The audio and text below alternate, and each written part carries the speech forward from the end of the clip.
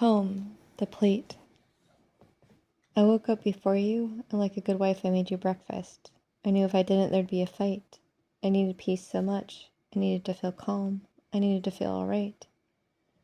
Mornings have been so bad for months and months this time. You'd often wake up grumpy. You'd often wake up snappy. I'd tell you were being mean, and you'd tell me how to write. You had a right to be upset. You had a right to your feelings. You weren't trying to start a fight. In the mornings, all I ever wanted was to sit in quiet, to sit in peace, to eat my breakfast, to wake up slowly, to quietly sip my tea. But I learned by this time if I ever wanted peace, I had to train myself to wake up first. I had to race to get some quiet. I had to race to get some peace.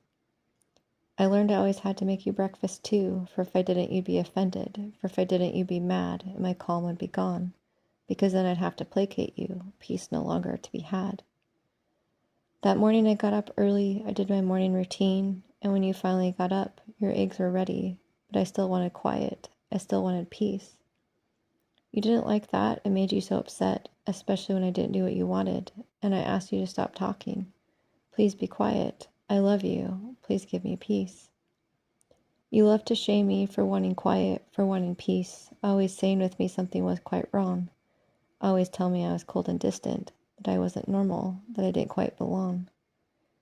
You'd picked a fight the night before, which meant this morning I'd have to listen, whether I wanted to or not, to hear all the things I did wrong, to listen perfectly and validate your every feeling, to rehash every single reason the night before we fought. That morning I really didn't have it in me. I just couldn't override my need for peace. I made the mistake of setting a boundary, of saying no, I don't want to do this, please stop. I made the mistake of not letting you win, of not backing down, not surrendering, not to cease. Things escalated quickly, the voices raising fast. I recognized the need to stop, to take a break and call time out. I knew this was quickly getting bad. I yelled out our code words, the one we paid thousands of dollars for, the one reviewed 100 times in therapy, the one you promised to respect, the one I tried with you and failed so many times before. But in the past, you always had a reason of why you couldn't respect that phrase. For I didn't do it right. My word's not perfect enough for you. My fault I triggered you too much. My fault I'd pushed you to your limit. That's why you didn't stop when I said the code. That's why you were justified. That's why you had your rage. But this time I was so worn out. This time I couldn't just pretend. This time I saw the warning signs that things were escalating quickly. This time I knew I had to call the code, or it would turn scary in the end. So I called the code and you continued to yell and bait me some more. I was so hurt, so angry. I yelled back without control. For you fought below the belt. The game's rules had changed. No timeouts to respect it, no truces to be allowed. But I still sensed there was danger, so I slowly backed away, in small steps across the floor. And seemingly in a flash, time stopped and stood so completely still, as your arm swiped across the table, shattering the plate and the eggs into pieces across the floor. Right at my feet, the brokenness. Right at my feet, all your anger and rage and jagged shards. Frozen in place, unsure what to do. I couldn't just run, to escape outside the door. I couldn't believe what just happened. Terrified, I'd hoped you'd be filled with regret. Terrified, I'd hoped the crash would snap you out of it, and my sweet man would resurface. My sweet man would come right back. But instead the monster was still in charge, and the danger was still so pronounced. Still not fully dressed, I couldn't leave. I ran upstairs to hide. I ran upstairs to cry. You locked yourself in our room, and more slamming and breaking I could hear. I didn't know how to leave, undressed and terrified with fear. I eventually decided I needed to drive away. I quietly knocked upon the door. Please let me get my clothes so I can leave, I said. In reply, you screamed. You told me I'm a piece of shit and asshole, so now I'm going to show you what one actually looks like. You told me I wasn't safe when you were the one breaking my hairbrush, and at that point I knew I was in danger, the monster truly in full force, my sweet man not coming back. I knew I had to run, to get away. I drove away and parked at the closest store.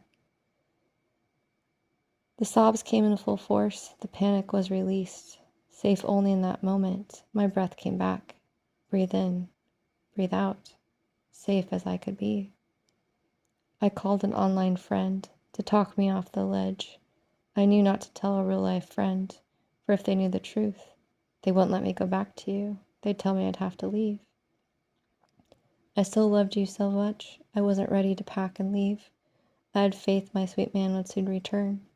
I'd hoped the monster was only coming out for a brief moment. I still had faith in you, in us. I still had to hold on to hope and believe. I couldn't take the tension, the anxiety too great to bear, so I called and I texted you to tell you how I felt, how serious this really was, how much I was terrified, how much I was scared. I never got a full apology, for you made sure that I knew that I was equally at fault for yelling back, my fault for triggering you. I never felt quite the same after that eventful day. I could never quite relax around you again, definitely not in the same way. I asked you to glue back together the hairbrush of mine you broke, a symbol of repair and healing, to put back together what was broken, to heal the safety that you took. But instead you brought me new ones and pretended everything was okay, a smile and laugh around our friends, only after this event, only after a couple days. I was so very tired and exhausted, my nervous system broken and run into the ground. Yet I had to pretend that we were fine, that we were good, because when I had tried to share again how I really felt, you'd accuse me of being unforgiving. You'd accuse me of beating you down. So that event got walked away, and never fully fixed, but never to be forgotten. A memory frozen in place, captured in time by a photo, locking in time what really happened that fateful, eventful day.